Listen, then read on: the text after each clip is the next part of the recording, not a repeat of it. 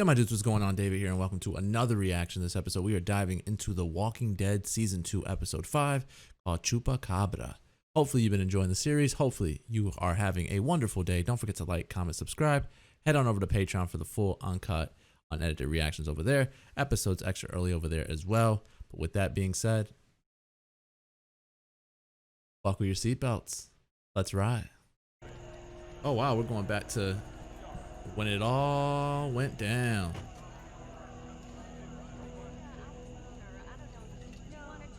Of course, this is happening in Florida. Sure, you're not go scout up ahead a little bit and see if we can find someone who knows what's going on. I won't go with Really, you. Lori? You just witnessed a very abusive man, and you're gonna leave your kid with this lady now? Why would they step back Parenting after 101.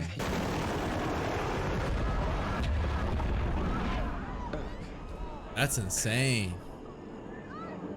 The time when he went squirrel hunting and he saw a chupacabra. What are you braying at, jackass? So you believe in a blood-sucking dog? You believe dead people walking around? Hey. He's got a Ever point. fire one before?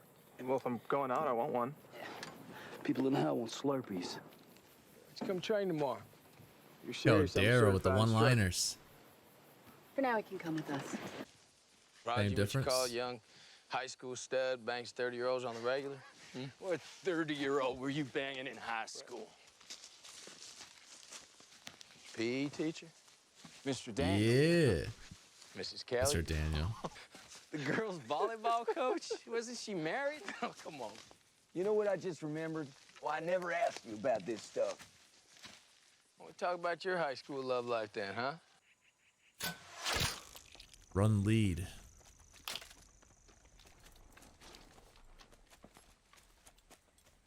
And just instantly took it out while riding. Ripped it off the tree. Continue walking.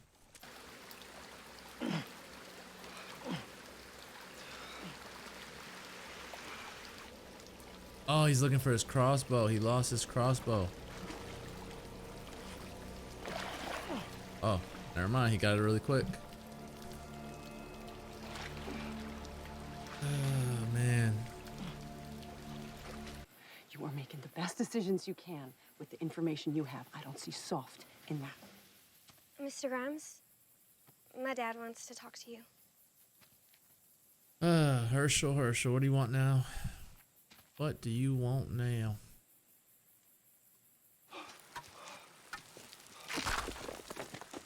Oh, you fall, it's game over.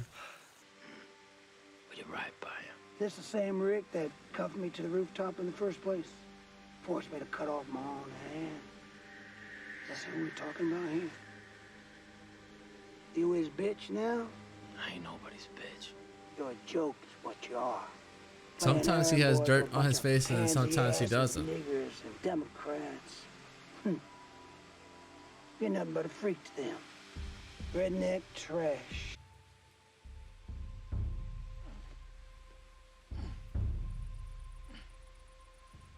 Some little bitch was right. Oh man, now we're gonna get Daryl like this.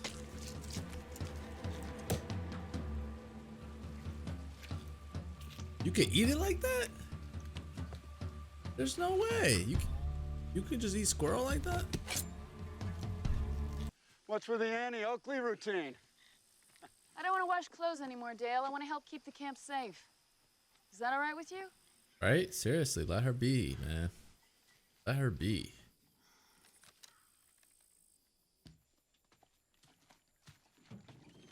How many Hawaiian flower shirts does this guy have? Just returning your book. Oh, no. I'm sorry. I'd known the world was ending. I'd have brought better books. Ain't a walker, man. That's Daryl. Just the one?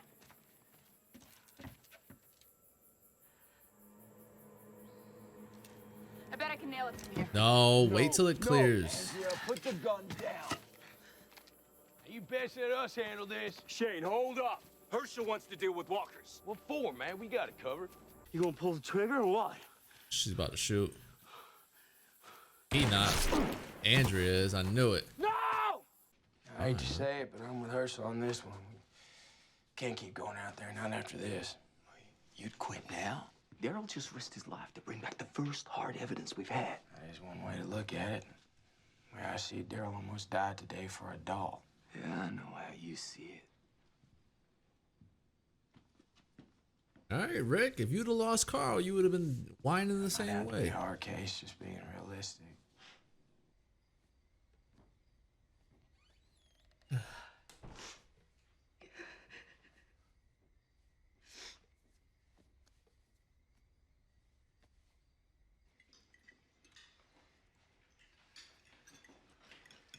That's a little strange, that little table over there.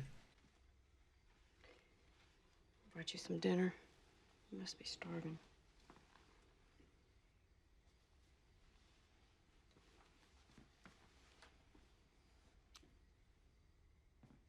Carol has such a caring heart. You need to know something. You did more for my little girl today than her own daddy ever did in his whole life.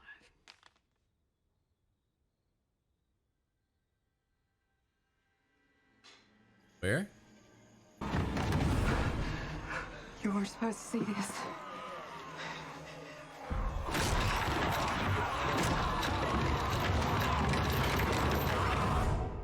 All right, they're keeping that news away from them. Alrighty, season 2, episode 5 of The Walking Dead. Man. I don't even know what to say, man. I feel like season 1 was like a banger. Season 2 is really freaking slow right now. This is probably like a 6. I don't know, 7 maybe. That'd be kind of a reach. There's just not much going on in the past few episodes. It's rough right now, man. It is definitely rough. The only story I cared about in this episode in particular was the whole Daryl thing. Like, I thought that was pretty cool. He, you know, obviously daydreaming and hearing Meryl's thoughts, thoughts on the whole situation and Rick and all that good stuff. Like, that was interesting. That was cool. But what else? You get every now and then you get some like really cool acting scenes from Shane and Rick and, you know, stuff like that. But otherwise, there's just nothing going on. It's almost like following a family. Like, it's almost like a reality show where we're just following a family in a really tough time. There's just nothing really exciting going on. Obviously, the ending would be the most exciting thing that happened in this episode because it looks like the fact that Maggie ran the way she did, it looks as if they're holding them there. Like they're almost as if they're like capturing them and leaving them in the barnyard, unless those are family members or something. Could that be a thing? Or maybe, you know, on their land and turf, a neighbor or something got bit and, you know, they threw them in there. I don't know. Why else would you keep just random walkers? In hopes and belief, like I said, of, you know, a cure maybe? That'd be the only reason. So the fact that Maggie ran over there like that, it does raise suspicion. It seems like there's more to it. And obviously now that that's the big reveal, Glenn isn't going to keep quiet about that. I wonder how the group is going to react to a situation like that. But basically, this episode is what every other episode before this one has been. The other 3 or 4. We're just looking for Sophia. That's fine. But there's no other stories really growing. It's just, I guess the other story would be that Herschel isn't very fond of Rick's group being with him. I guess that's it. That's really it. That's all that's going on in this whole episode. That was all that was going on. A search for Sophia, which has been the whole big thing for a while. Herschel not being so fond of Rick being there. And then I guess you can add the Glenn and Maggie stuff, where he's more into her than she is. Like, he's more into the whole situation more so than she is. So I mean, that's really all that's going on here. They started off the episode really cool, really cool. You know, they had a whole scene of, you know, it starting from the get-go, seeing everyone on the highway parked, sort of fighting and getting upset about the whole situation, and then the helicopters being sent in to blow up the city. Cool. You could have really went from that. You could have like really just gave us an episode surrounded by that whole scenario. That would have been really cool. But instead it was just a flashback. Carl's still out, I guess. Like it's like he's healed, but he's still laying down, recovering or whatever. I don't know. There's just this season has been a rough one, man. And maybe I'm the only one that thinks that, but it's been rough.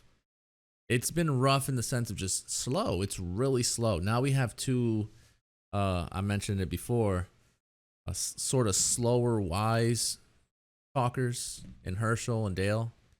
Whenever they're on the screen, it's always a lesson being taught or a don't do that, talking really slow or whatever. I don't know. I don't think the group needs two of those. Obviously, it's two separate groups on one, you know, somebody's land, but not, I don't know. It's just whatever right now. Really, what was told in this episode?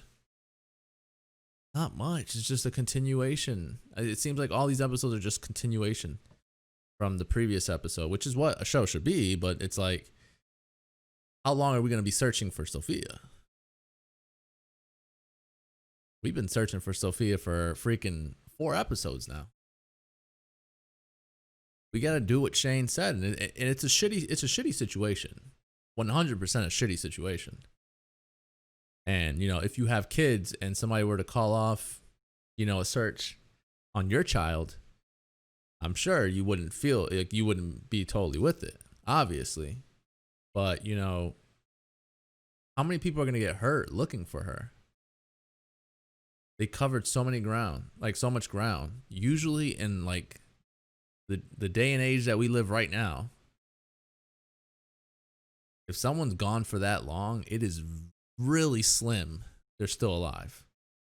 Now you're looking at it in these eyes of like the story we're seeing here, and you think that however many days she's been gone for, she has a chance to be living. I don't know. I guess that's the whole hopeful, wishful thinking. And, you know, props to Rick for having a heart like that. But at the same time, you almost lost your son looking for this girl. So we can't sit here and say that Shane isn't making good points, because he 100% is. I just think they're risking too many people. I think it should only be maybe him and Daryl, but look, Daryl got hurt in this episode. You know what I mean? Like your best people are getting hurt looking for someone. You know, and I don't know. It might come off as like I have no heart, but you guys should know me by now. Like, I feel like I have one of the biggest hearts. You know, I'm all for the kids. I'm all for the children. But what can you do if you're no longer healthy or in a good enough shape to continue searching? So now you're hurt. You know, Daryl's hurting. And she's still not found. Yeah, you found a clue. Okay. But it should be 1, maybe 2 tops going out to do that. Not groups of 6 and 8. That's too many, man. That's way too many. But that's just how I feel about that situation. The other situation with Maggie and Glenn, that's everyday life, man. That's everyday life. I feel like from both parties, you know, there's men that give mixed signals to women. There's women that do the same thing to men. It is a continuous game. You know, people just don't, you know, they don't let it know. They don't let it be known what they want from the get-go. You know, it's always, you know, they want something from you, but, you know, not necessarily do they always want what's best for you and, you know, to make you happy or anything like that. They just probably want what, it seemed like Maggie wanted in that situation. But she seems back in the mood for it. She sends him a letter, a note. It's very, I mean, the situation sucks. The whole situation, everything they're dealing with sucks. Like, there's not anything good about anything they're dealing with. And so it makes it really tough to side with anyone, because everyone has a good point, and I can almost see where they're coming from with the points they're trying to make. And so it makes it, I mean, it makes it understandable, I guess you can say. It makes it very sort of, I understand where you're coming from, but I also understand where you're coming from. Maggie, I understand where you're coming from. Glenn, I understand where you're coming from. Rick, Shane, Herschel, Rick, Daryl, you know what I mean? Like, I understand where everyone's coming from. And so it's just one of those shitty ass situations.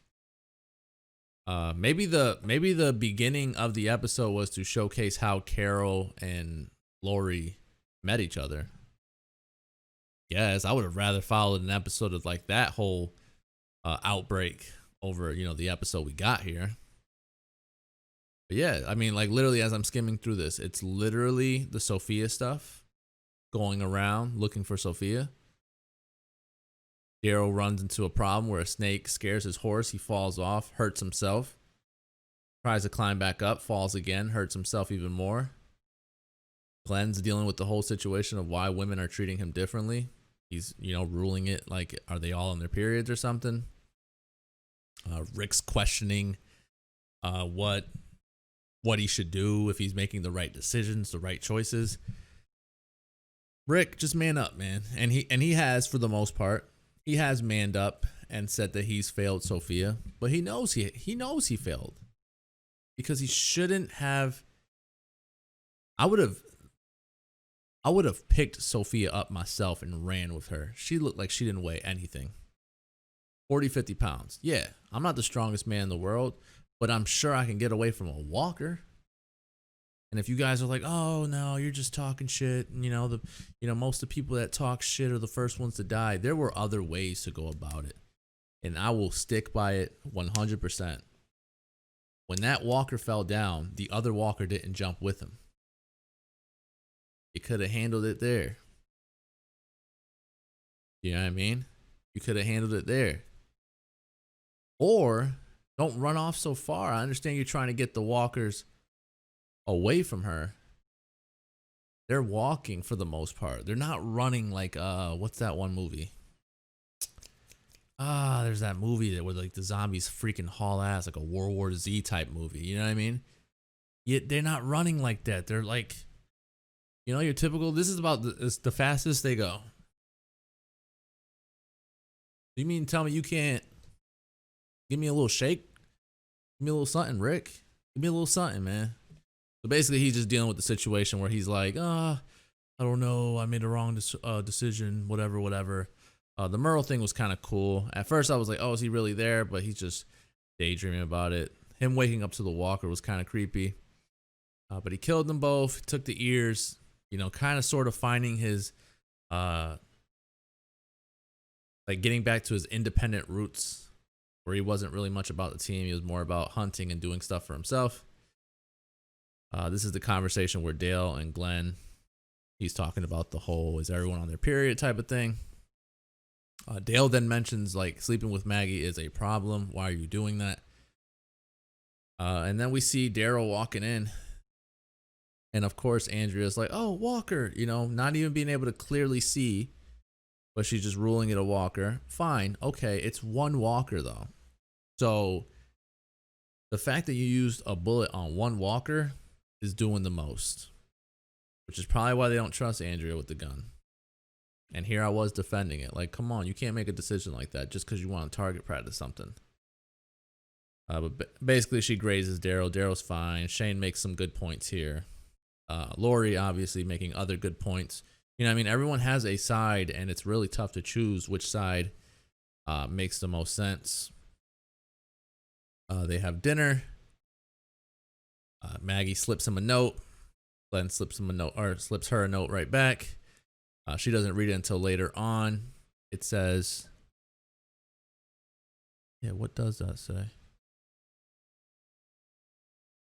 I hate that. It shows it down there, and then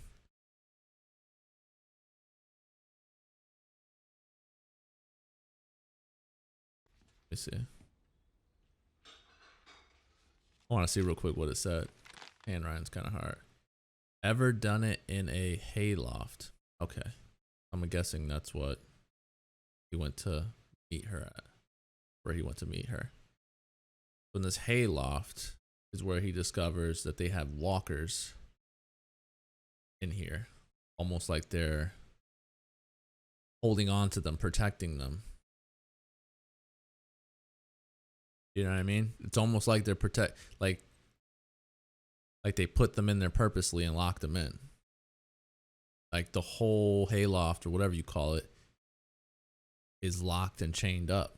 So it comes off very like we put them here. I mean, to me at least it comes off that way. But that's the episode. Hopefully you enjoyed the review. Hopefully you enjoyed the reaction. Don't forget to like, comment, subscribe. Head on over to Patreon for the full uncut, unedited reactions over there. Episodes extra early over there as well. With that being said, I'm going to head on out of here. Thank you guys so much for joining me. Peace, guys.